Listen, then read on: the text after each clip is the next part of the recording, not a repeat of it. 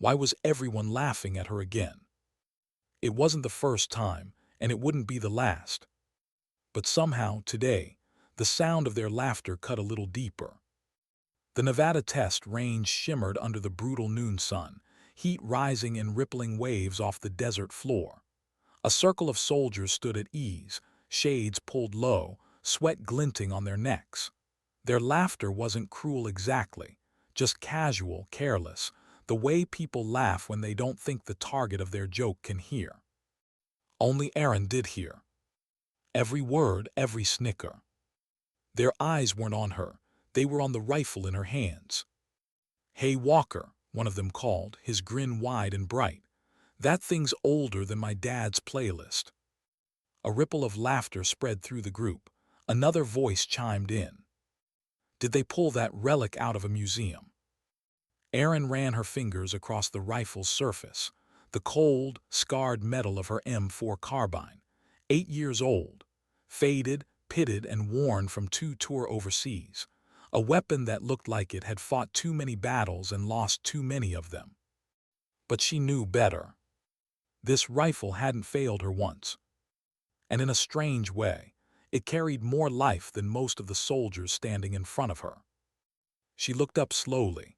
The sun burned behind her, outlining her features in gold. A quiet smile touched her lips. "Let's see about that," she said softly. The laughter dimmed for a heartbeat. Maybe it was something in her tone, a steadiness that didn't match the mockery around her. "If you've ever been laughed at for what you carry, for the tools you use, for not looking like everyone else, remember this. It's never about the weapon. It's about the warrior who wields it." Erin Walker was 27 years old, but her eyes looked older. Not tired, just weathered. The kind of eyes that had watched too much dust rise, too many sunsets fade over battlefields she never wanted to see again. She grew up in a small Texas town that smelled of dust and motor oil, where the rhythm of her father's gun shop echoed like a heartbeat. That's where she learned patience, the slow art of precision. Her father used to say, "Respect isn't given to the newest tool, Aaron. It's earned by the hands that know how to use it." She believed him then, she still did. That rifle, the one they called junk, was one of her father's last projects before cancer took him. A personal build, handcrafted from mismatched parts he'd salvaged over the years. He used to tell her it wasn't perfect, but it had character, that every imperfection told a story. 8 years later, she still carried that story. And in a way, it carried her too. After her second tour in Afghanistan, a mortar blast tore shrapnel through her shoulder, ending her combat deployment. They patched her up, reclassified her, and sent her stateside, to the Nevada Experimental Weapons Test Facility, a place where the Army's future was being engineered in real time, where precision was calculated by machines and pride came with serial numbers. She didn't belong here. Not really. The others carried polymer rifles with digital optics, scopes that corrected for wind and elevation automatically. They had exoskeletal grips that adjusted to muscle tension, carbon barrels so light they barely kicked. The kind of equipment that turned skill into software. She, on the other hand, carried a rifle with a chipped stock and no optic. Iron sights slightly off-center. A trigger with a delay she'd learned to predict by heartbeat. They called her scrap shooter. Not out of affection. She never corrected them, never explained. Because what would she say? That her rifle wasn't just a weapon. It was a memory of a man who taught her what patience meant. She'd rather let the silence answer for her. Every night when the others went to the mess hall or the gym, she stayed in the armory, alone under the dim yellow light. Her hands worked methodically, cleaning, reassembling, adjusting. Every screw, every spring, every mechanism was a conversation. Her fingers were always black with gun oil, her eyes tired but steady. That was her peace, the quiet rhythm of metal and memory. Sergeant Marcus Chen, one of the top shooters at the facility, used to stop by just to shake his head. His HK-417 gleamed under the light, a sleek machine of modern perfection. He leaned on her bench one evening, watching her hands move across the old rifle. "Walker, you know they issue modern equipment for a reason, right?" Erin looked up. The corners of her mouth lifted just slightly. "The tool doesn't matter if your mind's not steady." The room laughed, even Chen cracked a grin. But when the sound faded, she went back to work, quiet, patient, deliberate. Sometimes silence says everything words can't. That evening, the intercom crackled through the corridors. "Attention all personnel. Report to main briefing hall at 1900 hours." The soldiers filed in, the chatter low and curious. Something was up. General Nathan Whitmore stood at the front, a tall, gray-haired man whose presence commanded silence without trying. His eyes swept across the room. "Tomorrow, 800 hours," he began. "We conduct the Skyhawk trial." A murmur rippled through the hall. Everyone knew the name. A new test, experimental drone targets designed to mimic battlefield UAVs. Fast, agile, unpredictable. Each soldier would get 3 shots. 1 hit to qualify. The prize, automatic entry into the Ghost Sniper program, an elite, off-record unit rumored to operate in the gray spaces between Special Ops and Black Ops. For a moment the air changed. Ambition replaced curiosity. Everyone wanted a shot at that. Erin sat in the back row, silent. Her calloused fingers traced the edge of her rifle case. She could feel the worn ridges of her father's engraving through the metal. Around her, soldiers whispered about optics, ballistic coefficients, wind corrections, the best AI-assisted ammo. She said nothing. She simply remembered her father's voice. "Trust your hands, Erin. Always trust your hands." Morning came sharp and cold. By 7:30, the test range was alive with movement, spectators, off-duty personnel, even visiting officers. The Skyhawk trial had become an event. 14 competitors stood in line, gear gleaming in the morning sun. Erin was the only one whose rifle didn't shine. She could feel their eyes again, their smirks. "Hope that thing doesn't explode in your face," someone muttered. Another, "She's gonna shoot the sky, not the drone." Erin didn't respond. She learned long ago that mockery feeds on reaction. But silence makes people uncomfortable. She walked to the far end of the line, boots pressing neat prints into the sand. Laid her rifle down, checked her chamber. Loaded 5 hand-loaded rounds, each measured, weighed, adjusted to her rifle's imperfections. A ritual of trust. When General Whitmore arrived, the range fell quiet. His presence had that effect. "Ladies and gentlemen," he said, pausing deliberately, "you will each have 1 launch sequence, 3 shots maximum, 1 confirmed hit qualifies. Impact sensors will trigger detonation upon success." He looked down the line of shooters. His eyes lingered on Erin. Not quite doubt, not quite belief. Just curiosity. "Weapons hot," he said finally. "First shooter, take your position." Rodriguez went first, a Marine vet with a custom digital scope that calculated flight trajectory. He missed 3 times. Then Chen, then Patterson, then a Ranger. 12 shooters in, and not 1 hit. The air thickened with frustration. Pride gave way to disbelief. The targets were fast, too fast. Even machines had limits, and these drones seemed designed to expose every one of them. General Whitmore checked his watch. Anyone else? Erin stepped forward. "Permission to try, sir." He studied her a moment, then nodded. "Granted." As she walked to the firing line, a British liaison officer whispered just loud enough. "That antique, not going to hit anything." Erin didn't flinch. She knelt, set her rifle down, and did something strange. She touched the stock gently, almost reverently. and whispered under her breath, "Dad, one last time." The desert held its breath. She dropped prone. The sand pressed cool against her elbow. Her breathing slowed. The rifle became part of her body, her pulse sinking with the trigger's subtle resistance. 10 seconds to launch. She exhaled slow. In through the nose, out through the mouth. Each breath longer than the last. The world narrowed to a single, steady heartbeat. Launch hiss. Target up 150 meters. Fast, erratic, unpredictable. She didn't fire, not yet. She watched. Tracked its rhythm, its chaos. Every third maneuver there, a correction, a predictable pause in its flight path. She adjusted her sights. 2 minutes of angle left. First shot. The rifle kicked, muzzle flash bloomed. Missed 2 feet ahead. She didn't react, just breathed. 8 seconds left. Chambered the next round, smooth and deliberate. Target turned. Correction phase. Second shot. The world went still. For a split second, nothing. Then the sky exploded in a burst of orange and white.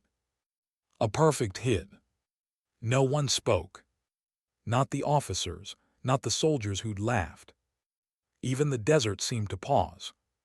Erin stayed prone, cheek pressed against the stock. Then slowly she stood. Engaged the safety. Cleared her rifle. And walked back across the sand. She didn't smile, didn't bow. Just walked calm, silent, steady. Behind her, the last fragments of the drone fell like dying stars. Sometimes dignity doesn't speak. It simply acts. What happens when silence wins? When the one they mocked becomes the one they can't look away from. The range still shimmered with heat, but something had shifted. The laughter that filled the morning had vanished, replaced by a stunned, uncertain quiet. Even the wind seemed to wait, suspended above the desert floor as fragments of the destroyed drone drifted down like burning snow. Erin stood at the edge of the firing line, her boots half buried in the sand. She could still feel the vibration of that second shot in her bones, the familiar pulse that connected her hand to the weapon to the air, and the air to the silence that followed. She didn't celebrate, didn't even smile. She just watched the smoke dissolve into the blue. Across the observation platform, General Whitmore lowered his binoculars. "Record that trajectory," he said quietly. "Full analysis." His aide blinked. "Sir, she." "I saw it," the general cut him off. "Now get the data." Around the range, soldiers who'd spent years perfecting precision shots stared at Erin with expressions that didn't fit words. Chen had pulled his sunglasses off. Rodriguez's jaw hung open. The British liaison, once so casually amused, stood perfectly still, his lips parted, his expression unreadable. Someone whispered, "She actually hit it." It wasn't disbelief anymore. It was reverence in disguise. Erin turned slowly, her rifle hanging from its sling. She didn't look at them. Didn't need to. She knew the sound of respect when it was forced out of silence. The safety officers moved in, gathering debris, marking coordinates, scanning for impact data. The hum of activity replaced the earlier mockery, scientists and soldiers analyzing what they'd just witnessed, as if science could explain instinct. General Whitmore stepped closer, tablet in hand. The numbers glowed bright in the desert light. Wind speed, target velocity, bullet trajectory, drop rate. The math was precise, beautiful in its impossibility. The bullet had hit the target during its correction phase, at a moving intersection that lasted less than 0.2 of a second. No mechanical correction. No optic assist. Just a soldier with a rifle that shouldn't work. He looked at her again, really looked. "Lieutenant Walker," he called. She approached, stopping at attention. "At ease," he said. "You made no sight adjustments between your first and second shots. The zero was off, and yet you compensated perfectly. How?" Erin's eyes flicked to the tablet, then back to him. Her voice was steady. "I've fired about 40,000 rounds through this rifle, sir. I know where it actually shoots versus where it pretends to." A young civilian technician standing nearby, PhD in ballistics, judging by his badge, shook his head. "That shouldn't even be possible. The math doesn't check out. The cognitive load alone, calculating drift, drop, windage." "It's not calculation," Aaron said quietly. "It's trust." The general's brow furrowed slightly, not skepticism, respect disguised as curiosity. "Where did you learn that?" he asked. She hesitated, eyes lowering to the rifle still slung across her chest. "From my father. He fixed rifles no one else would touch, said they weren't broken, they were just misunderstood." The general nodded slowly, a small gesture, but it said everything. "Dismissed for now, Lieutenant. Report to my office at 1400 hours." "Yes, sir." The crowd began to break apart, muted voices, glances that carried weight. Jen approached first. "Ma'am," he said, and Aaron noticed the difference in his tone immediately. No sarcasm, no rank-based informality, just respect. "I was wondering. That stance you used, the way you dug in before the second shot, could you show me that sometime?" Aaron met his gaze. There was no triumph in her expression, no condescension, only quiet kindness. "It's not really about the stance, Sergeant, it's about patience. You don't fight the wind, you listen to it." He nodded slowly, almost embarrassed. Then Rodriguez approached, then Patterson. One by one, the same voices that had laughed that morning began to ask questions. About breathing patterns, about trigger control, about calm. She answered what she could, and when she didn't, she just smiled and said, "You'll feel it when it's right." A strange thing happens when people see humility after greatness. It disarms them. It reminds them what real strength looks like. Later that afternoon, the sun dropped low over the desert, burning the sky in red and gold. The base began to quiet, vehicles parked, rifles racked, boots heading toward the mess hall. Aaron didn't join them. She returned to the armory. The room greeted her like an old friend. Dim light, the scent of oil and metal, the hum of the air unit vibrating against the walls. She placed her M4 on the workbench and sat for a moment, just breathing. This rifle had been with her longer than anyone else, through 2 deployments, through fire and sand, through the moments no one talked about, the quiet ones after the fight when you realize survival has its own weight. She began disassembling it, piece by piece. Not because it needed it, but because it was her ritual. Her way of saying thank you. Each part was laid out neatly: bolt carrier, trigger assembly, dust cover, barrel. Her hands moved automatically, tracing patterns of habit and memory. The room was silent except for the faint click of tools and the slow exhale of her breath. When she reached the lower receiver, her thumb brushed over a small engraving near the magazine well, a tiny maker's mark, her father's. Just beneath it, hidden along the underside where no one would ever look, were words she'd found years ago, etched in his handwriting. "Trust your hands, Dad." She cried the first time she'd seen them. Tonight they made her smile. She whispered softly, "Guess we did okay." The door creaked behind her. She turned. General Whitmore stood in the doorway, no jacket, sleeves rolled, the day's heat lingering on his face. He looked less like a commanding officer and more like a man who'd seen too much and learned to measure his words carefully. "Permission to enter your workspace, Lieutenant." "Of course, sir." He walked over, glancing at the table, each piece arranged like a diagram of discipline. "I pulled your service record," he said. "Afghanistan 2023, Kandahar, 6-hour engagement under fire. Your squad leader went down. You took command." Aaron paused in her cleaning, eyes flicking up. "Yes, sir." "Everyone in your unit made it out," he continued. "The report says your rifle jammed twice during the firefight. You cleared both malfunctions under fire. That's when you should have been issued a new one.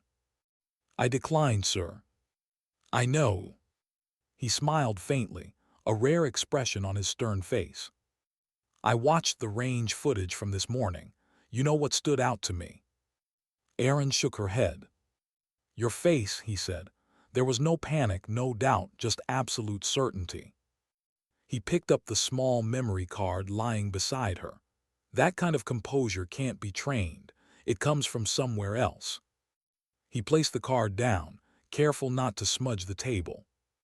The Ghost program is rebuilding, he said finally. They're looking for soldiers who can operate when nothing works, when gear fails, when comms go silent, when the only thing left to trust is yourself. He reached into his pocket and handed her a folder. Your orders. You'll report to Fort Bragg in 2 weeks. Erin blinked, Sir, I. One condition, he interrupted gently. You bring that rifle with you. Her breath caught slightly. With respect, sir, it's not regulation. The Ghost program isn't about regulation, he said quietly. It's about survival, adaptability, human instinct. You've just proven that technology is what makes a marksman. You have. He hesitated, then added softer. Your father would be proud, Lieutenant. Erin looked down at the parts scattered across the table, then back at him. Thank you, sir. He nodded once, turned to leave, then paused in the doorway. Walker, when you hit that drone, I realized something. Half the people on that range trusted their equipment more than themselves. You did the opposite. Don't ever lose that. And then he was gone. Erin sat alone again, the hum of silence filling the room. Outside, the desert night was falling, deep blue, endless. She lifted the rifle's lower receiver once more. The engraved words caught the light just enough to glow. Trust your hands. She smiled, her voice a whisper that barely reached the walls. It's not broken after all. Hours passed, the base slept. But Erin didn't. She stood outside the armory, the desert stretching out before her, still, vast, eternal. The stars had come out, cold and white, scattered across the black. Her father used to tell her that stars were just old fires that refused to go out. That even distance couldn't dim their strength. She used to think it was a poetic lie. Tonight she believed him. She tilted her head back, feeling the desert wind brush her hair, the world breathing slow and steady. Somewhere out there in the endless silence, she felt her father's voice again, not words this time, just a calm presence. A reminder. A promise. The rifle hung at her side, scarred but faithful.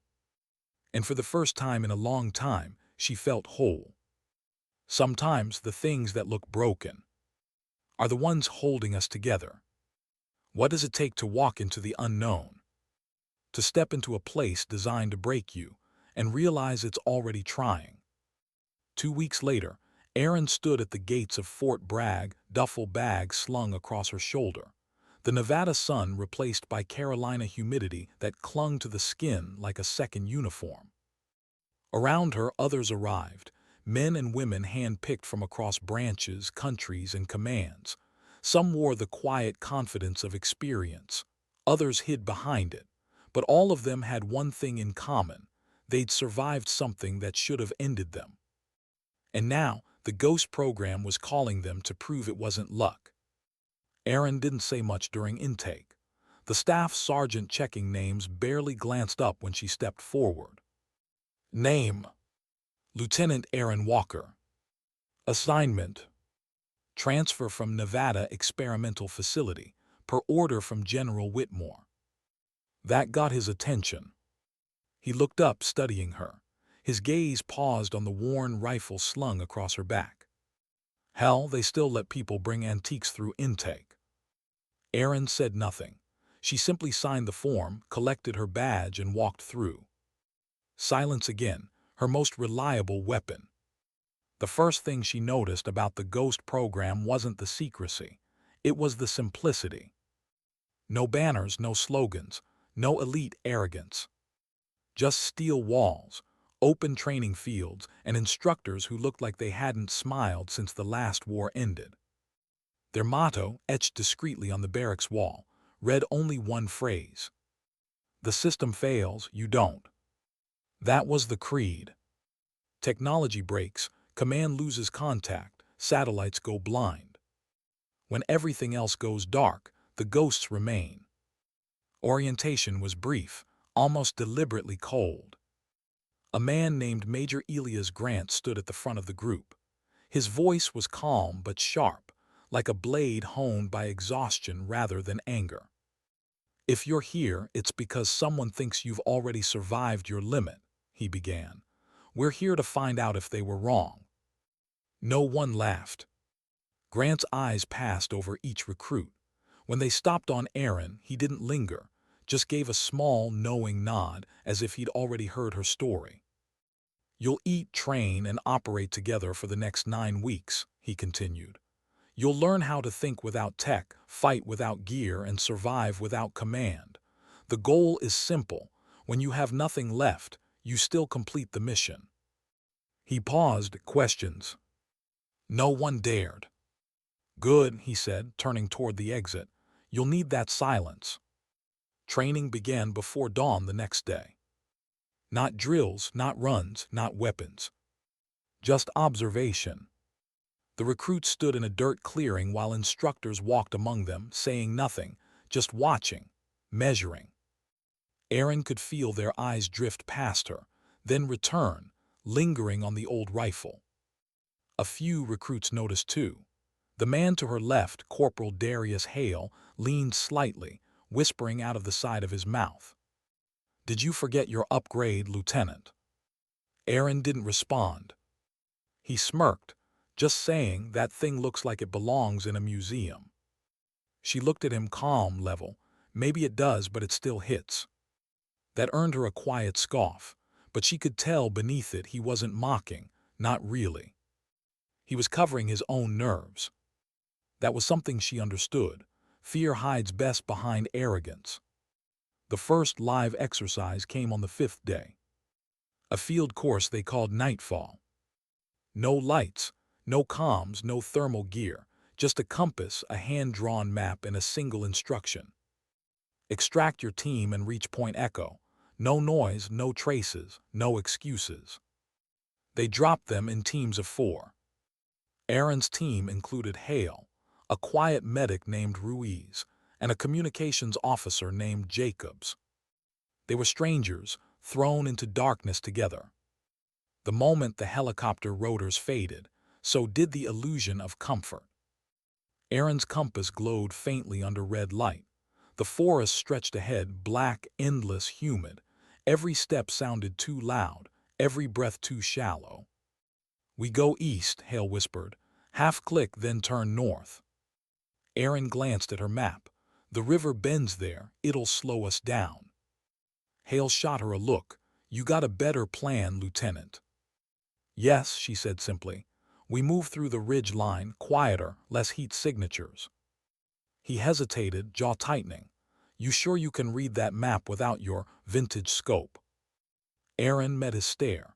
"You sure you can navigate without someone else's algorithm?" Ruiz snorted softly. The tension cracked just barely, and they moved. Through thickets and shallow creeks, the world closed in around them. The night wasn't their enemy. The sound was, every twig, every whisper of cloth, every unsteady breath. Halfway to the ridge, they heard it, faint movement ahead. Not wildlife. Footsteps. Jacobs froze. Other teams. Aaron shook her head. No, too coordinated. They dropped low, crouched behind fallen branches. Through the brush, dim shapes moved, training instructors testing them, watching, waiting for mistakes. Aaron motioned with her hand, 3 fingers spread wide. "Wait." Hale shifted his weight. "We can flank them." "No," she whispered, "they're baiting noise." "How do you know?" "Because I would." He stared at her, then realized she meant it. She would, she, seen this before, the patience of ambush, the test of restraint. The kind of test that breaks soldiers who think action always means movement. So they waited. 30 seconds, then a minute. The shadows ahead faded into silence. No footsteps, no rustle, just night. They moved again. By dawn, they reached Point Echo, muddy, soaked, exhausted, but unseen. Grant was waiting. He didn't smile, but there was a flicker in his eyes' approval. "Team Bravo," he said, "complete." They stood in a ragged line, breath heaving, mud streaked across uniforms. Hale looked at Aaron, his earlier smirk gone. "How'd you know that wasn't another team?" Aaron shrugged lightly. "You can tell the difference between fear and confidence in footsteps." He blinked, half smiling now. "You hear fear." "Sometimes," she said. "It sounds a lot like overconfidence." By week 3, most of the recruits had stopped trying to understand her. They started to respect her instead. She wasn't the fastest, wasn't the loudest, but when everything fell apart, she stayed calm. And calm, true calm, was contagious. She never raised her voice, never panicked. And she never boasted. It was that stillness that got to people, because it meant she didn't need to prove anything anymore. Still inside there was noise. Memories, doubts she never said aloud. Every night after lights out, she'd take apart her rifle in silence. Not to fix it, just to listen. To remember her father's voice through the hum of the lamp and the smell of oil. "Trust your hands," he'd say. And she'd whisper back, "I still do." But deep down, she wondered if that trust would hold here, where instinct was tested not just against failure, but against fear itself. The breaking point came in the 4th week. They called it blackout. An exercise designed to simulate total disconnection, GPS failure, power loss, communication breakdown. Each recruit was isolated, dropped into a simulated hostile environment, and told only one thing: find your way home. There were no teams this time, no voices, no guidance. Just darkness and the weight of your own thoughts. Aaron was dropped somewhere deep in the Appalachian wilderness. Rain hammered through the trees, the ground slicked to mud beneath her boots. Her pack was stripped to essentials: water, knife, one flare, her rifle. Thunder cracked overhead. She crouched beneath an overhang, heart steady, but aware of the cold seeping through her gloves. No signal, no sound. Just rain and the slow rhythm of breath. Hours passed, maybe more she didn't count. Then movement. A shape in the distance, barely visible through sheets of rain. Human, stumbling. Aaron tensed, finger near the trigger but not on it. The figure turned toward her, a young man in ghost fatigues, Jacobs. He looked lost, shivering. "I can't find the checkpoint," he said between breaths. "Comms are gone, maps soaked." Aaron scanned the area, instinct sharp. Something was wrong. "Stay still," she said softly. He blinked. "What?" "Don't move." She raised her rifle, not at him but past him. And there behind the trees, a faint red glimmer blinked. Infrared, surveillance drone. The lost soldier wasn't Jacobs. It was a projection, one of the program's psychological stress tests. She lowered her weapon, rain dripping down her chin. "Nice try," she murmured. Her earpiece crackled, Major Grant's voice distant, calm. "Walker, most recruits fall for that. You didn't." She said nothing. He paused. "Why?" Aaron stared into the darkness. "Because fear pretends to be familiar." Static answered her, then silence. She kept moving. When she finally reached extraction, mud-streaked, soaked, eyes hollow but steady, Grant was there again, clipboard in hand. He watched her approach. "You walked 12 kilometers in 5 hours, didn't rest once." "I don't like stopping, sir." He nodded slowly, noted. Then quieter, "You ever stop doubting yourself, Walker?" She hesitated. "Not really." "Good," he said. "Doubt keeps you honest." That night she lay awake in her bunk. Outside the storm rolled on, thunder fading into soft, steady rain. She turned the memory card Whitmore had given her in her hands, over and over, the footage of her shot in Nevada, the moment that changed everything. Sometimes she wondered if that shot was a beginning, or an ending she hadn't recognized yet. The Ghost program wasn't just training them to shoot.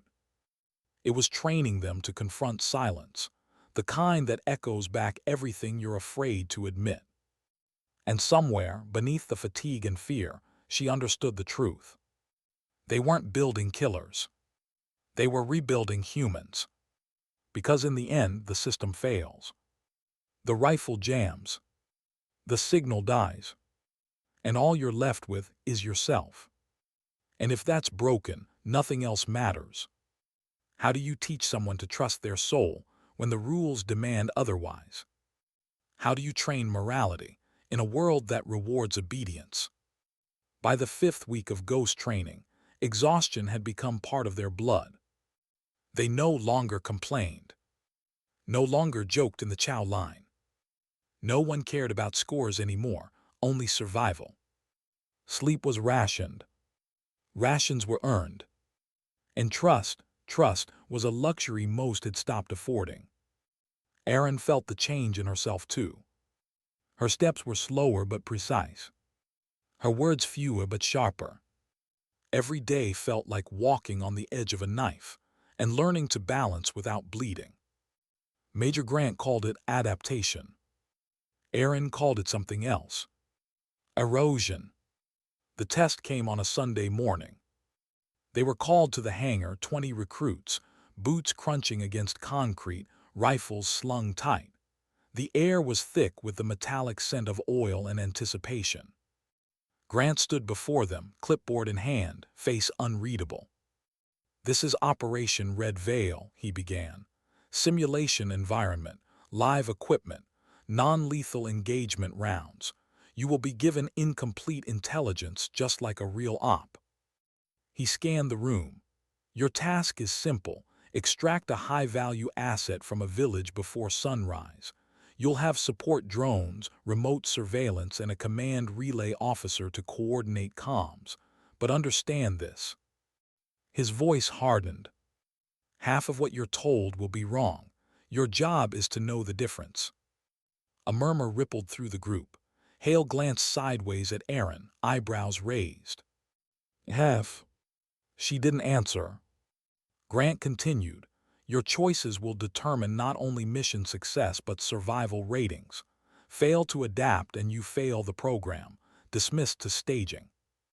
Hours later, Erin sat inside the transport truck, fingers tracing her rifle's lower receiver as rain tapped against the steel roof. "Trust your hands," her father had said. She wondered if that applied to decisions too, to the kind of choices that couldn't be undone by steady aim. Beside her, Hale checked his magazine. "Feels real," he muttered, "almost too real." "It's supposed to," Erin replied. The engines roared. The truck lurched forward. Outside, the forest blurred by in streaks of green and gray. They rolled through darkness until the truck halted at the edge of a mock village, a compound built deep within the Ghost training grounds. 10 huts, 2 dirt roads, smoke rising from controlled pyrotechnic fires. The illusion was perfect, too perfect. "Bravo team," Grant's voice crackled over the headset. "Proceed to grid coordinates Delta 7. Asset located in Building 3. Friendly forces in the area. Do not engage unless confirmed hostile." Erin frowned. "Friendly forces," she whispered. Hale shrugged. "Could be other teams." But something in Grant's tone unsettled her. The hesitation, the deliberate vagueness. She'd learned by now, the Ghosts never wasted words. If something sounded off, it was. They moved through the village quietly, boots sinking into damp earth. Rain mixed with the smell of smoke and cordite. Ruiz covered their rear flank while Hale advanced point, eyes sweeping the corners with military precision. Erin stayed center, rifle up, steady, tracking angles rather than movement. They reached Building 3, wooden door slightly ajar. Inside, silence. Aaron motioned. Hale nodded. She entered first. The room was dim, the only light coming from a single oil lamp flickering against the wall. And there, sitting in the corner, a man. Hooded, hands bound. The asset. Aaron approached slowly. "Sir, we're here to extract." The man raised his head, and something in his expression froze her mid-sentence. His eyes weren't scared. They were alert, watching her weapon, her stance, her every move. Not a hostage. A soldier. Before she could speak, her headset crackled. "Walker," Grant's voice came through. "Eliminate the target. Orders confirmed." Aaron froze. "What?" "Command relayed new intel," he said.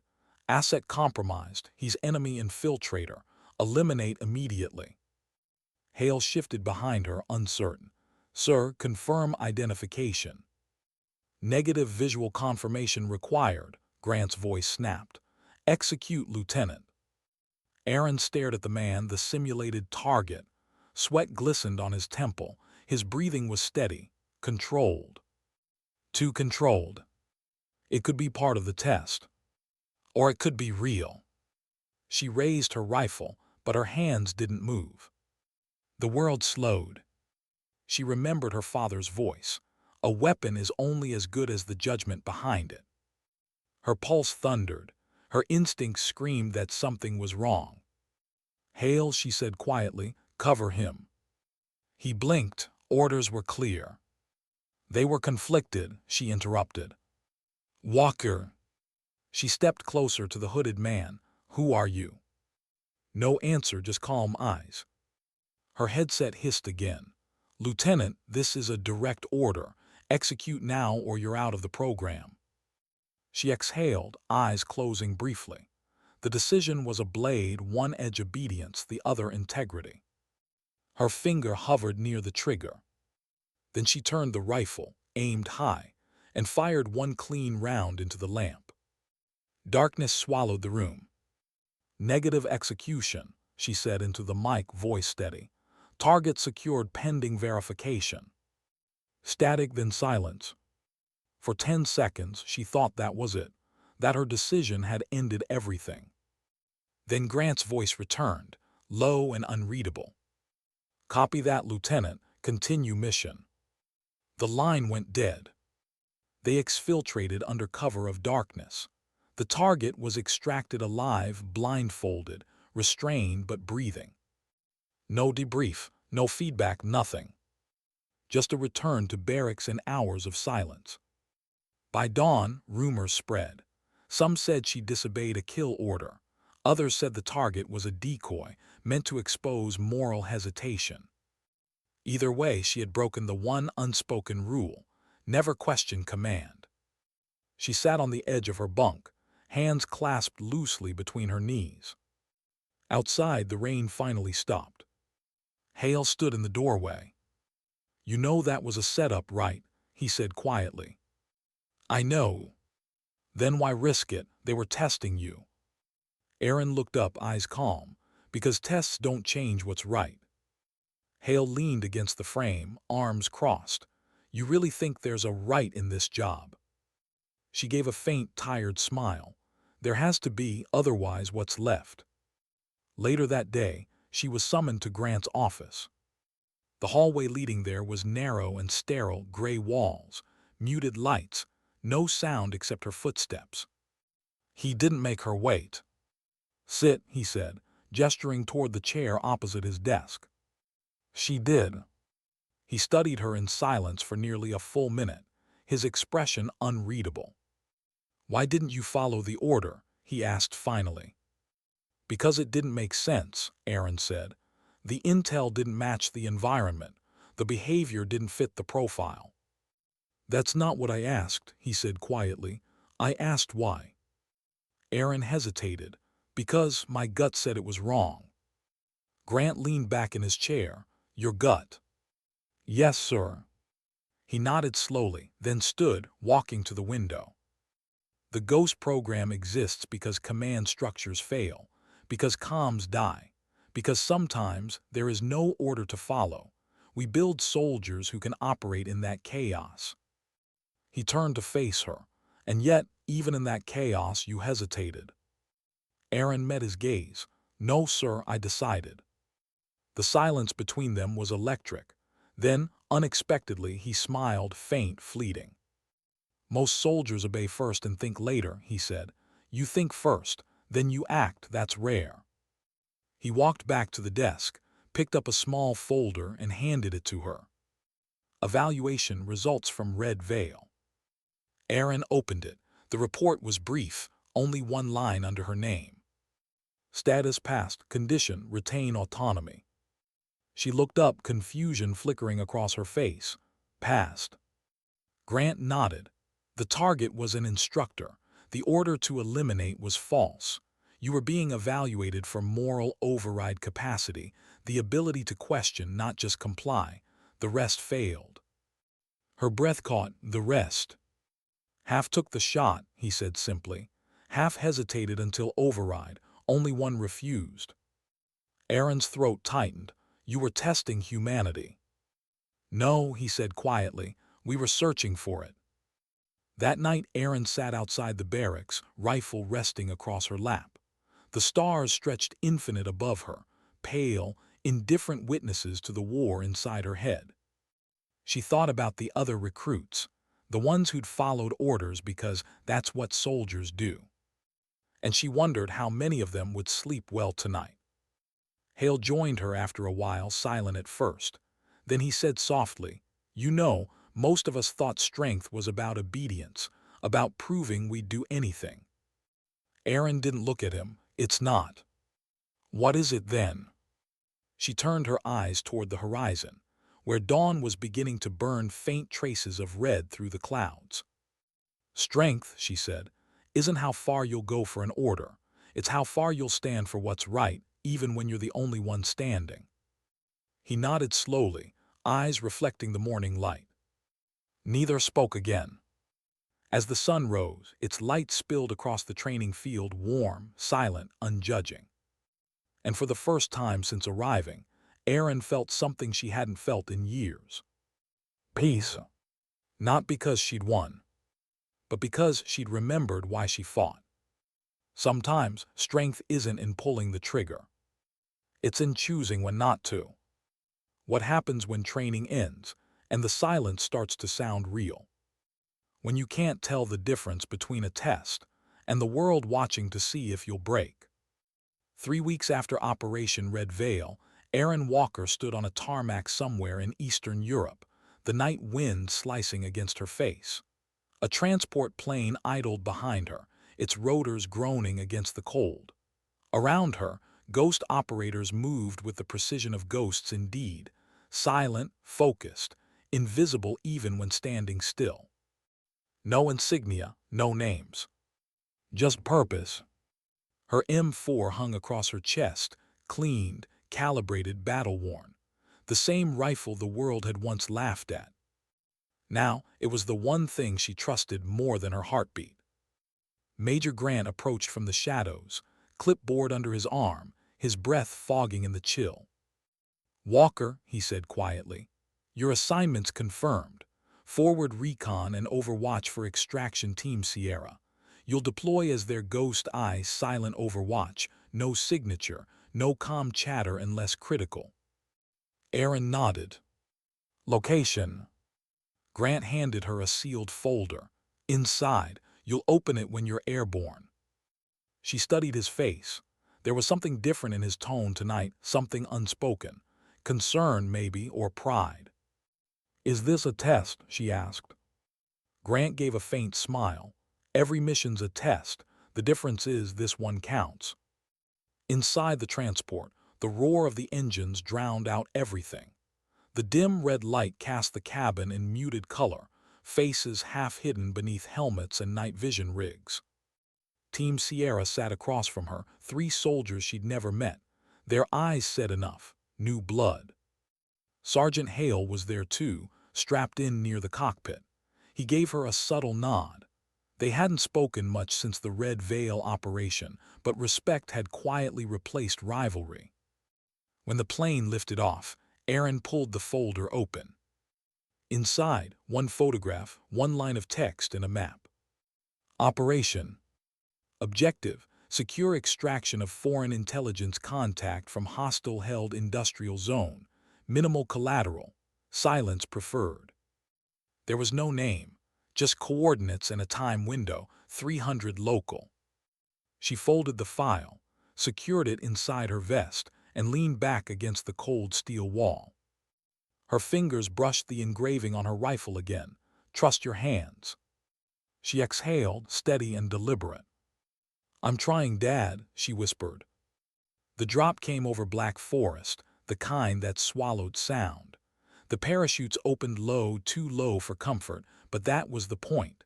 Ghosts didn't leave signatures on radar. Aaron landed hard, rolling through wet grass. The world was cold, still, and heavy with mist. She packed her chute quickly, camouflaged the material, and moved toward the designated ridge. Through her night optic, old, analog, scratched at the edges, she could see the faint glow of the industrial complex below.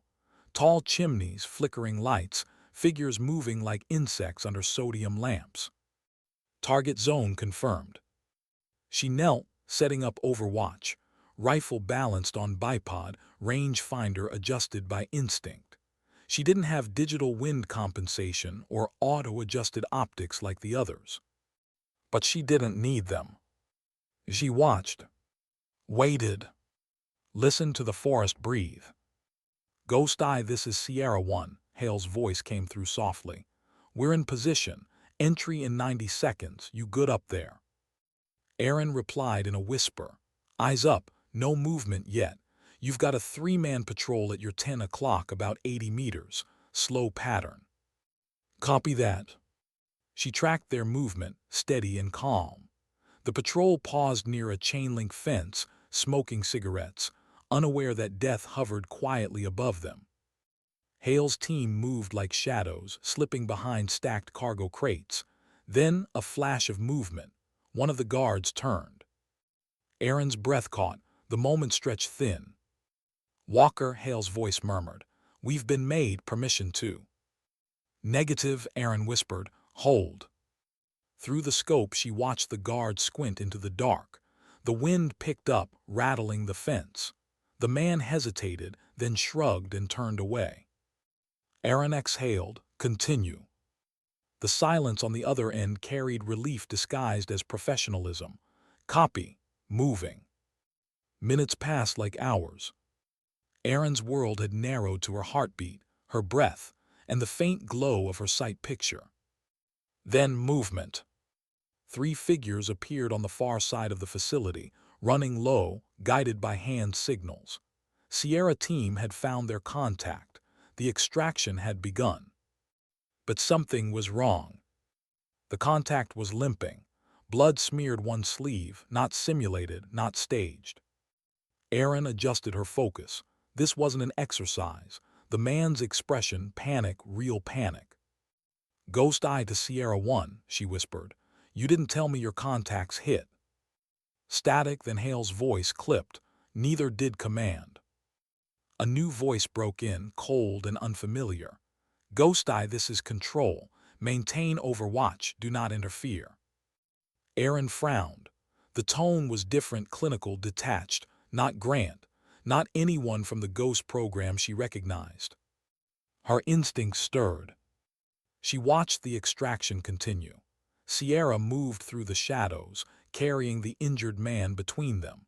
The facility alarms hadn't tripped yet, but it was only a matter of time.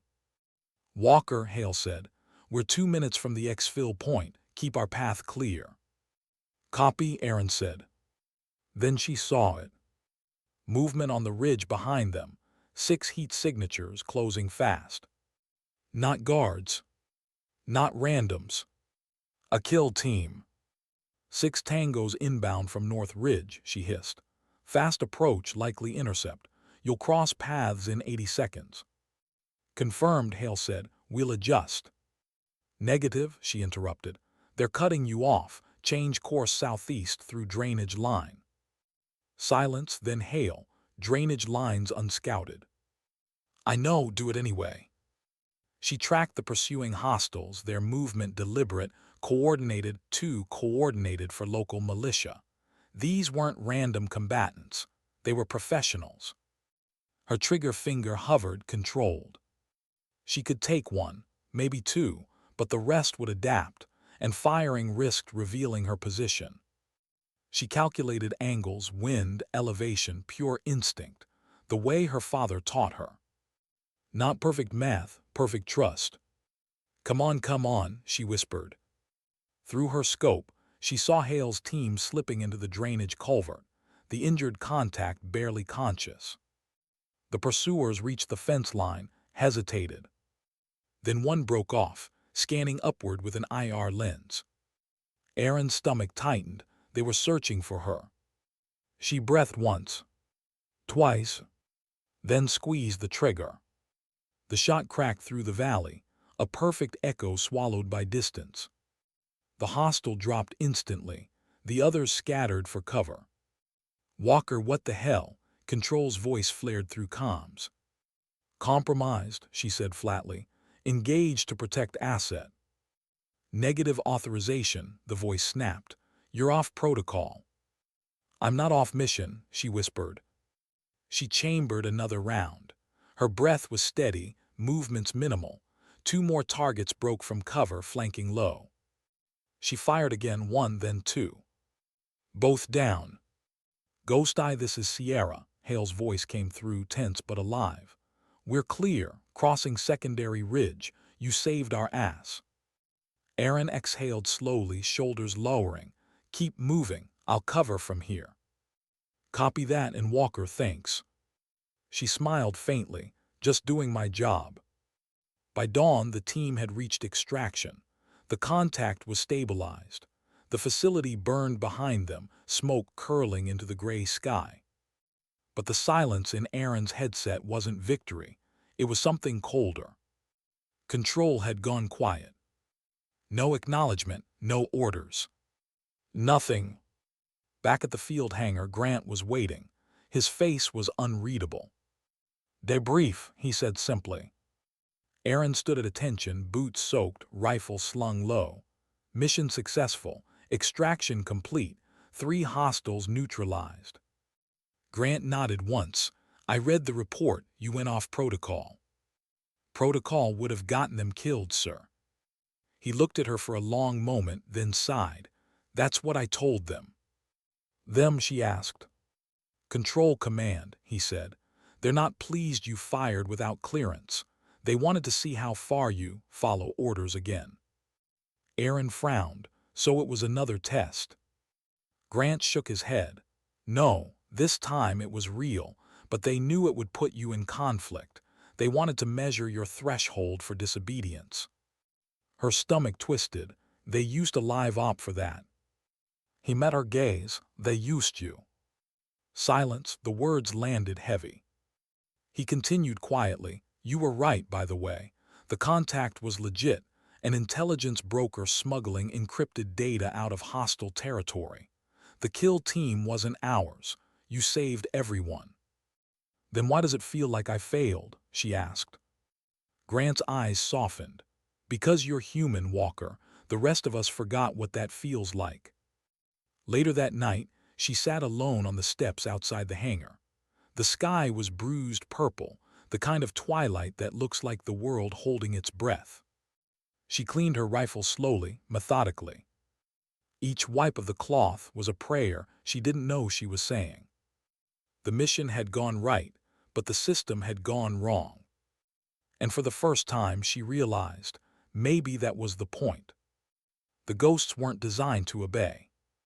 They were built to think, to feel. And that meant she would always walk the edge between order and conscience. Hale joined her quietly, hands buried in his pockets. He didn't speak for a while. Then, you ever wonder if they'll stop testing us? Aaron smiled faintly. No. He nodded. Me neither. They sat there side by side. The the silence between them not empty this time, just honest. In the distance, the first stars broke through the clouds. Erin looked down at her rifle, the one everyone once called broken. Its scars caught the light, glinting faintly like constellations. She whispered half to herself, half to the night. They keep testing the rifle, but they don't realize it's the hands that matter.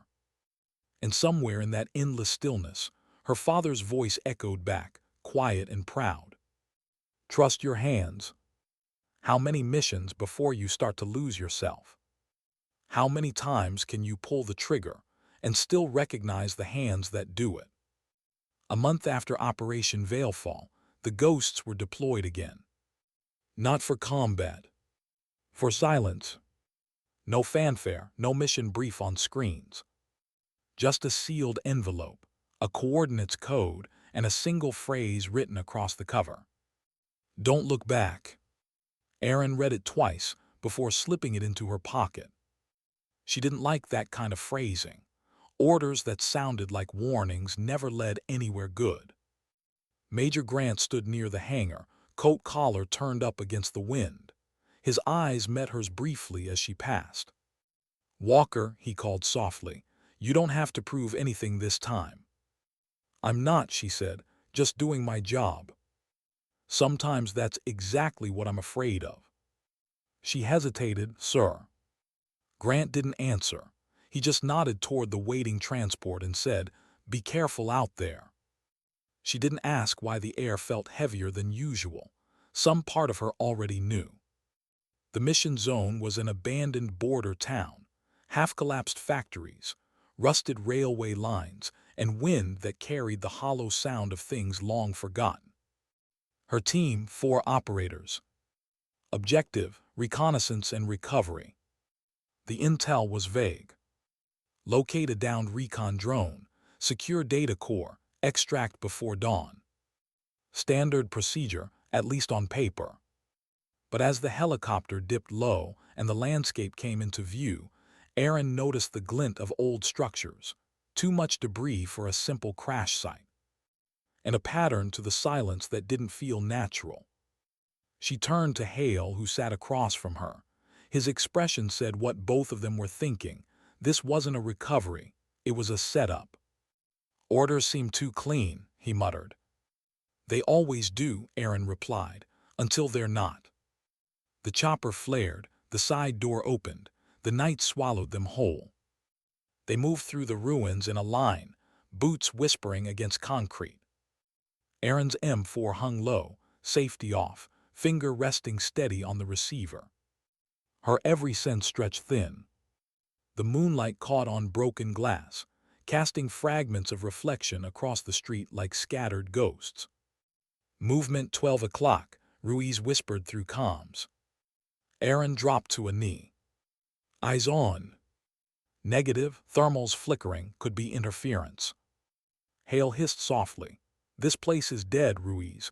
Nothing's jamming unless someone's alive." That was when Erin noticed it. The smell. Burnt oil and old blood. They rounded a corner and stopped. The crashed drone lay ahead, half buried in debris. Its wing was twisted like a broken limb. But it wasn't alone. 3 bodies lay near it. 4 in uniforms, no weapons drawn, all shot cleanly through the chest. "Hostiles?" Hale asked. "Maybe," Erin said, voice low. "Or maybe they weren't meant to walk away." She crouched near one of them, gloved hand brushing the dust from a patch. Insignia blurred, foreign, yes, but not enemy. And then she saw it, a small earpiece, identical to the Ghost comm model. Her stomach tightened. These aren't hostiles. Then who the hell? The radio cracked to life, interrupting Hale. "Walker status," came the voice. Cold, clipped official, not Grant. She glanced at her team. "We have casualties at the recovery site. Unknown operatives, possible friendly signatures." "Copy," the voice said after a pause. "Secure data core and exfiltrate. Ignore other bodies." Erin frowned. "Command clarify, these men might be Ghost affiliated." Negative identification, the voice replied sharply. Follow your orders, Lieutenant. Retrieve the core and move out. She looked at the three bodies again. Their faces young, not ghosts but trained. Their weapons were clean, polished, recently used. No dust in the barrels.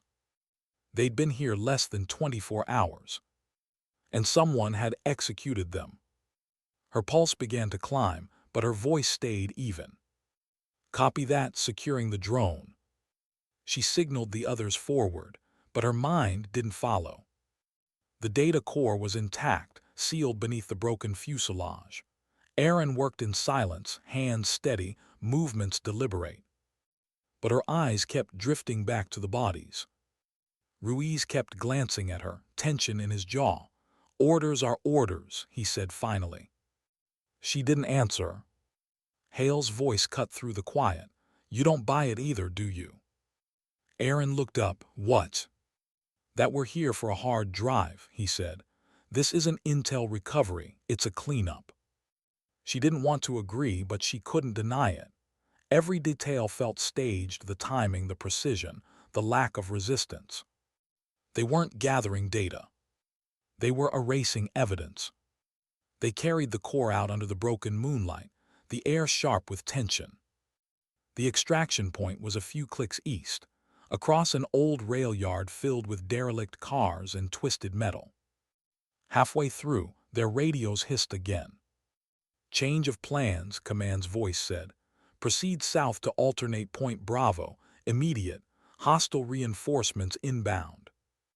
Erin froze. Coordinates. Transmitting now. She looked down at her receiver. No signal appeared. Just static. Hale's voice came through beside her. Nothing on my end.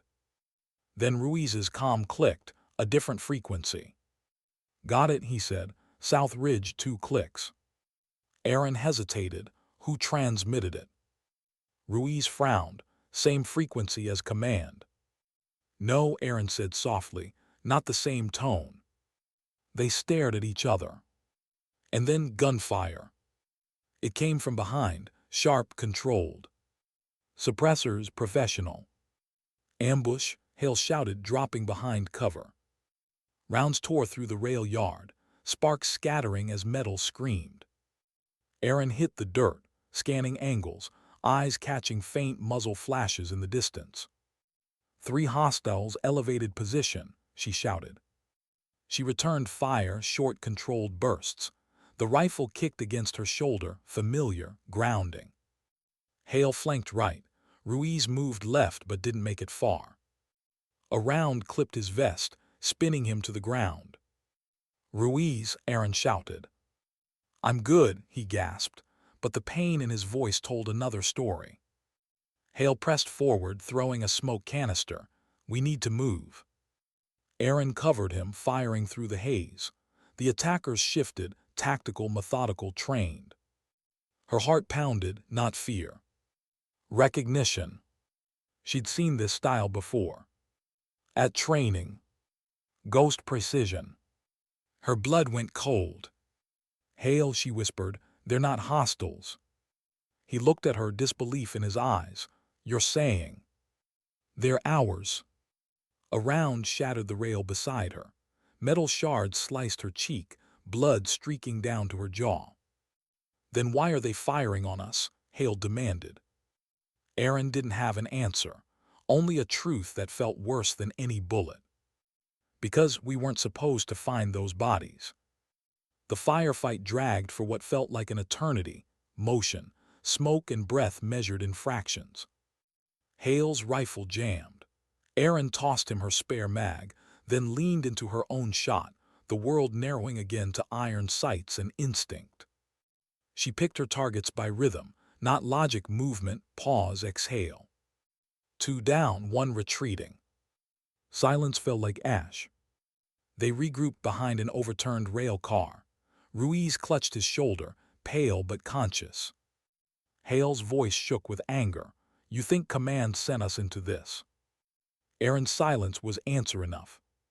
When they finally reached extraction, the helicopter wasn't theirs. No markings, no insignia, just a dark bird waiting with its engines idling. A man in civilian clothes stepped out, headset in his ear, clipboard in hand. "Walker," he said, "we'll take it from here." Aaron's eyes narrowed. "And you are?" "Control," he said evenly. "Your job done." "What about the others, the ambush?" He cut her off. "Operational collateral, classified." Hale stepped forward. "Classified, you sent us into a kill zone." The man's gaze flicked toward him. "You're dismissed, Sergeant." Aaron's jaw tightened. What was on that drone? He gave a faint smile that never reached his eyes. "Something that doesn't concern soldiers." She took a step closer. "With respect, sir." "No," he said quietly, "without it." They stared at each other, a soldier and a bureaucrat, both aware that the truth had already been buried. Finally, she handed over the core. "Thank you for your service, Lieutenant," he said. But his tone carried no gratitude, only finality. Back at base, the debrief was one sentence long. Mission accomplished, no further inquiry. No mention of the bodies. No mention of the ambush. No mention of Ruiz's blood on her hands. That night she sat in the armory, staring at her reflection in the rifle barrel. The metal was clean, but her eyes weren't. Grant found her there hours later. He didn't ask questions, maybe because he already knew the answers. "They made us ghosts," she said quietly. "Now they treat us like we were never alive." Grant sat beside her. "The hardest part isn't what we do out there," he said. "It's what they make us forget when we come back." She looked down at her hands, steady, scarred, still stained faintly with gun oil and blood. "I can't forget," she whispered. "Good," Grant said softly. "That means you haven't become one of them." He rose, started to leave, then stopped in the doorway. "You can lose your aim, your edge, your faith, but don't lose that part of you, Walker, the part that still hurts." She stayed long after he left. The desert wind hummed through the vents, carrying the smell of dust and distance. Aaron traced the engraving on her rifle, the words that had followed her through war, silence, and betrayal. "Trust your hands." She smiled, but it wasn't peace.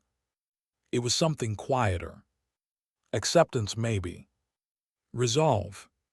Because sometimes the battle isn't on the field.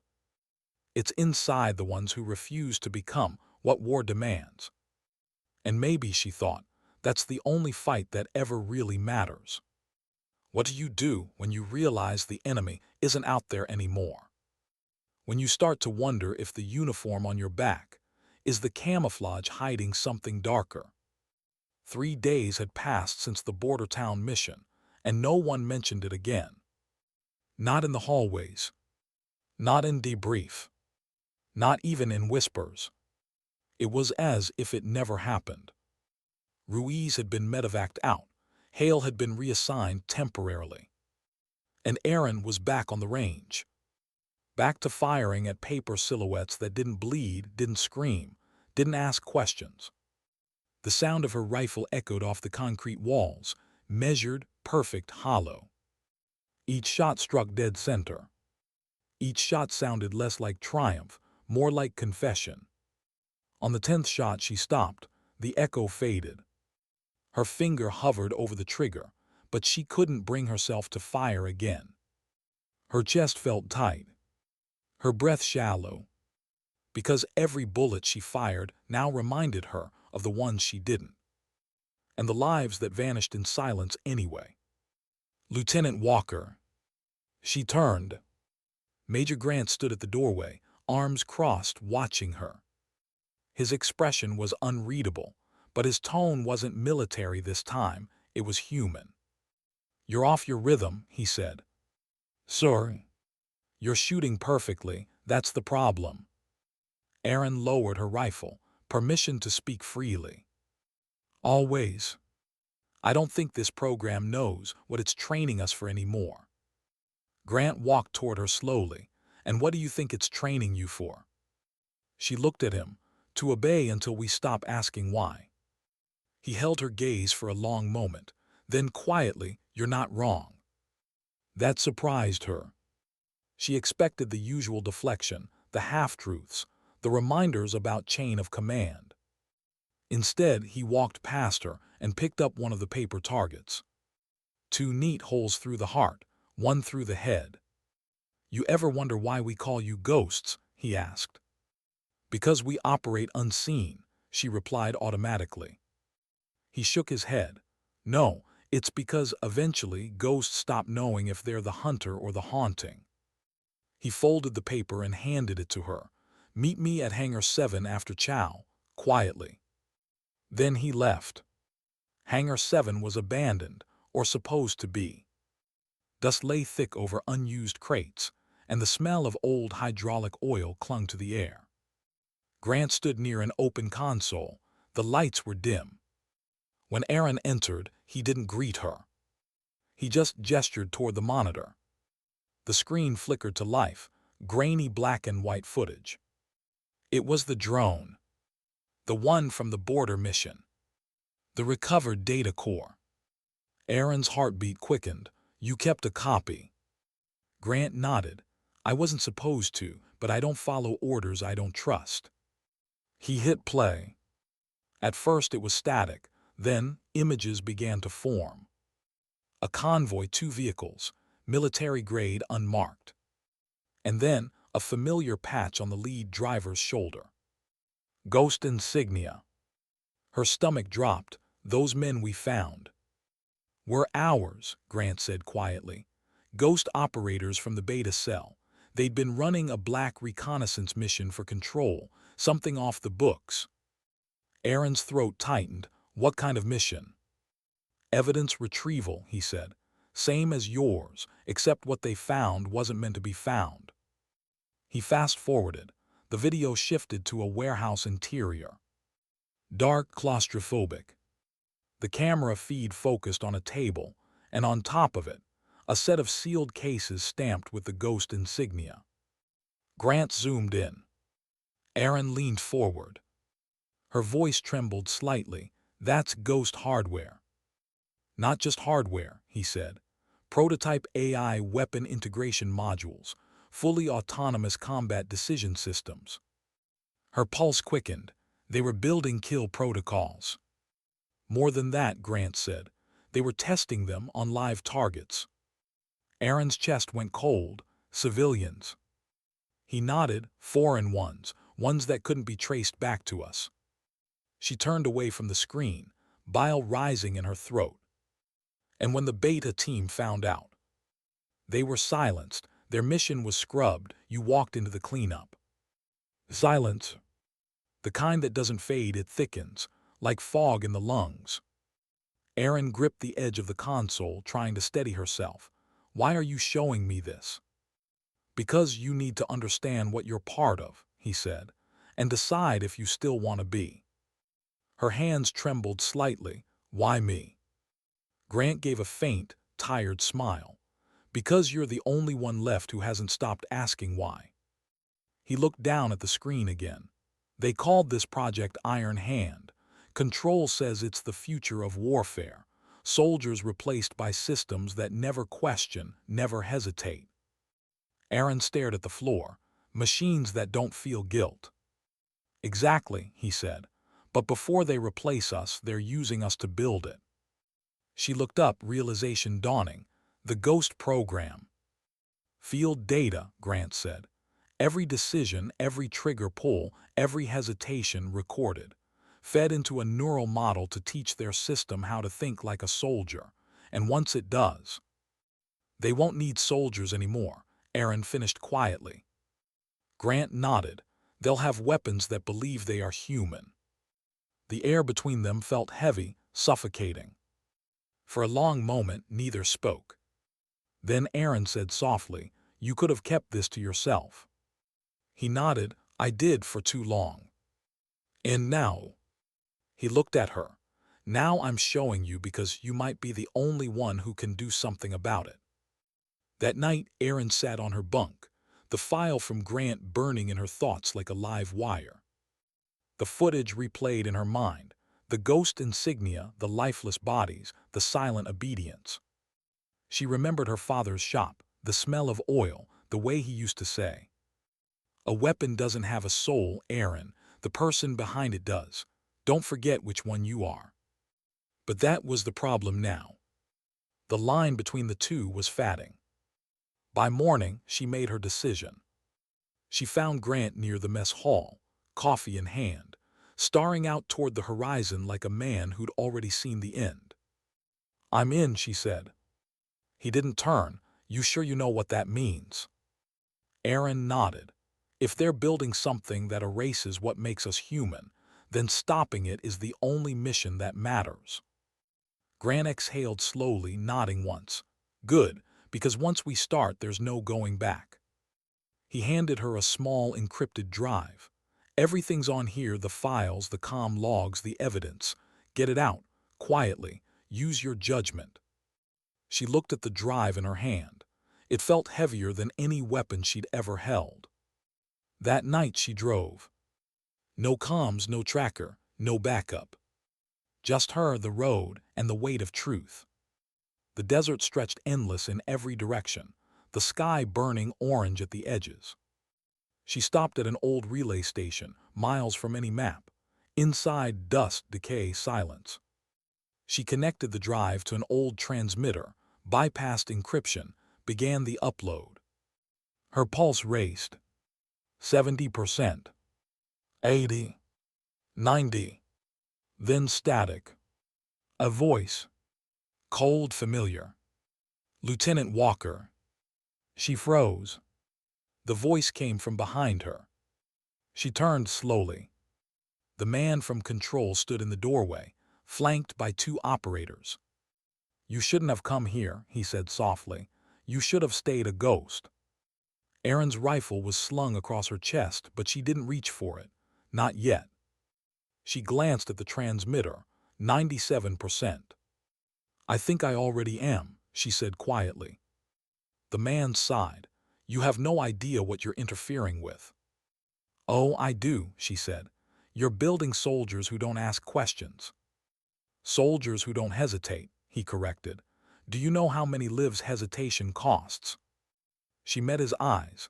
"Do you know how many souls obedience kills?" He smiled faintly. "You sound like Grant." "Maybe because he remembers what it means to be human." The man tilted his head. "And what does it mean, Lieutenant?" She looked past him, at the desert beyond the open door, the world she was fighting for. "It means we still bleed when we're right." The transmitter beeped, "Upload complete." The man's eyes flicked toward it, too late. Aaron raised her rifle. "Don't," he warned. Her voice was calm. "You said you wanted soldiers who don't hesitate." The shot echoed through the empty station, dust rising like smoke. When the silence returned, she was alone. She turned back to the console. The transmission log confirmed what she needed. The data was gone, sent irreversible. She exhaled, shaking, adrenaline burning cold through her veins. It was over. Or maybe it was just beginning. By dawn, the desert was silent again. The rising light painted the sand gold, as if pretending nothing had happened. Aaron stood at the ridge, the old rifle slung across her back. The wind caught her hair, lifted it softly. Behind her, the relay station smoldered, faint smoke curling into the sky like a signal to no one. Grant's words echoed in her mind. "They call us ghosts because we stop knowing if we're the hunter or the haunting." She closed her eyes. Maybe now she thought she was both. Sometimes truth doesn't explode. It whispers. And when it does, the world either listens or it burns trying not to. How do you live after doing the right thing, when the world was built to punish you for it? How do you come home when you've burned the only bridge behind you? By the time the first alert hit the network, it was already too late. The files had gone live. Leaked to every major intelligence channel, flagged, mirrored, duplicated across 1,000 nodes no system could contain. Project Iron Hand exposed. Every ghost op, every falsified report, every sanctioned test. The news hit like thunder, and then silence. Because truth doesn't explode. It lingers slow, poisonous, undeniable. Erin didn't stay to see the fallout. She knew what came next: containment, erasure, cleanup. And this time she was the target. For 2 days she drove through the desert, sleeping in the truck when exhaustion won, waking at every distant sound. Her face was burned by wind, her eyes hollow from the weight of staying alive. The rifle rode beside her in the passenger seat, like an old friend that never asked why. Sometimes she spoke to it, not out loud, not fully. Just enough to keep the silence from becoming something sharper. "You'd laugh at me, Dad," she whispered once. "I spent my life trying to prove a broken thing still worked. Turns out I was the broken one." The wind didn't answer, but somehow she felt he would have smiled. When night fell on the third day, she found an abandoned gas station near the highway, long forgotten, half swallowed by sand. The neon sign still buzzed weakly, its flicker painting her face in pulses of blue. She killed the headlights, parked behind the structure, and sat for a long while before stepping out. The desert stretched endless, empty. Somewhere behind her, the world was waking up to everything she'd revealed. Somewhere ahead, she didn't know what waited. Freedom. A grave. Maybe both. Inside the gas station, the air was stale and cold. She cleared the corners instinctively, even though she knew no one was here. Habit, survival, the rhythm of people who don't expect peace to last. She found a cracked mirror above the counter. Her reflection looked back, sunburned, sleepless, steady. Not the soldier she used to be, not yet someone new. Just the in-between. The ghost that lived after purpose. She set the rifle down gently and stared at it. For a moment she could almost see her father behind her, sleeves rolled, hands calloused, teaching her to clean the chamber like it was sacred work. Respect the tool, but never worship it. That's what he'd said. And she'd believed him, until the day the system tried to make her forget what she was fighting for. Outside, a low rumble broke the quiet. Engines. More than one. She moved to the window. 3 vehicles, headlights cutting through the dark, moving fast. They'd found her. She didn't panic, she didn't run. She simply knelt by the window, checked her rifle, and watched the lights approach. The first vehicle stopped 50 yards out. Doors opened. Shadows stepped out, tactical posture, disciplined spacing. Ghosts. Her own kind. And leading them, Hale. For a moment, she thought she was imagining it. Then the radio in her pocket crackled. "Walker," Hale's voice came through, low, steady. "Don't do anything stupid." She picked it up, thumb hovering over the transmit key. "Depends on your definition, Sergeant." "Controls gone," he said. "They pulled out, disappeared. Ghost commands fragmented. Everyone's chasing ghosts now. You started a storm." Erin's voice was calm. "Then why are you here?" "To finish what they couldn't." A pause. Then quieter. "Or to find out if they were wrong about you." She looked out at the dark shapes by the vehicles, rifles trained low, not yet aimed. It wasn't an execution stance. It was a warning. "Tell me something first," she said. "Do you believe I did the wrong thing?" Silence. Then Hale's reply. "I believe you did the real thing, the one no one else had the guts to do." "Then why are you here with them?" He hesitated. "Because they don't know what to do with someone who told the truth." Erin smiled faintly. "They'll have to learn." He stepped closer, weapon lowered but ready. The others stayed behind him, uncertain. The desert wind picked up, sand swirling between them. "You can't stay out here forever," Hale said. "I know. You're a target now. They'll hunt you until someone decides you never existed." Erin's eyes met his through the dusk. "Then I guess I'll keep reminding them that I did." He exhaled, something like admiration flickering across his face. You always were terrible at letting things go. I learned from you, she said softly. The wind howled between them. The moment stretched, fragile as glass. Then headlights flashed in the distance. Another vehicle approaching fast. Hale turned, signaling his men, "Move out." Aaron watched the scene unfold, the organized panic of soldiers caught between orders and conscience. This was the world she'd built with one act of defiance. A system at war with its own reflection. By the time the second convoy arrived, Aaron was gone. All that remained inside the gas station was an empty rifle case, a few scattered rounds, and a folded piece of paper taped to the wall. Hale found it first. He peeled it off carefully and read the words written in neat, steady handwriting. If you want to save what's left of us, stop building soldiers who forget what it means to feel. The world doesn't need perfect machines. It needs broken people who still try. He read it twice, then tucked it into his vest.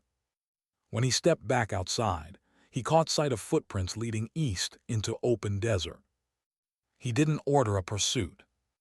He just stood there, staring at the horizon until the others stopped asking why. Weeks passed.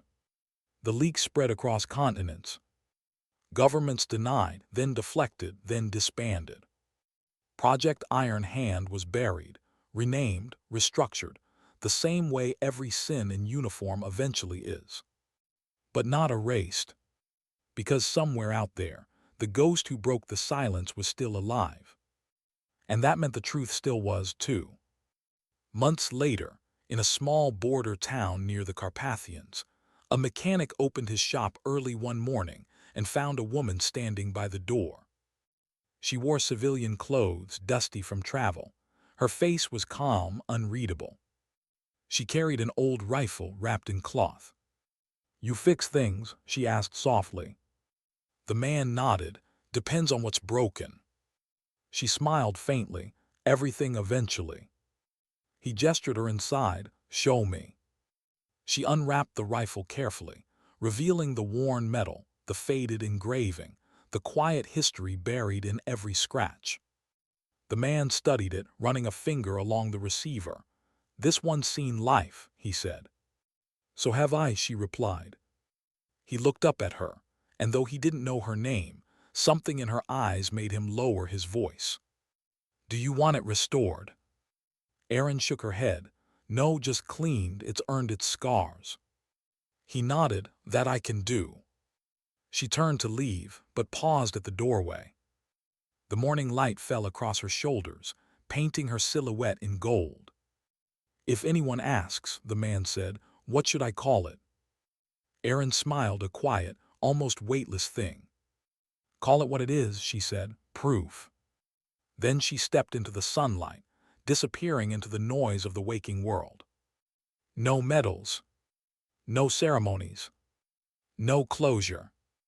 Just a name erased from records, and a story whispered by those who still believed in people, not systems. Some said she vanished in the desert. Some said she joined underground operatives, protecting whistleblowers and lost soldiers. Some said she died the same night she sent the data. But others said if you listened close, out in the deep quiet between gunfire and sunrise, you could still hear her voice, steady, calm, alive. And maybe that's what makes her legend endure. Not because she was perfect, but because she was. A year later, Major Grant received an unmarked envelope at a rural post drop. Inside was a single photograph. A workshop. A rifle cleaned and whole again. And carved just beneath the magazine new words, etched carefully beside the old. "Trust your hands. Remember your heart." He stared at it for a long time before smiling, the kind of quiet, broken smile that only those who have survived too much can manage. He folded the photo, slipped it into his jacket pocket, and whispered, "Ghosts never die, Aaron. They just learn to live differently." The camera fades on the desert, golden, endless patient. The wind moves across the sand like breath, and the narrator's voice lingers one last time. In a world obsessed with perfection, she chose to be human. In a silence built by obedience, she dared to speak. And sometimes, dignity doesn't speak at all. It simply acts.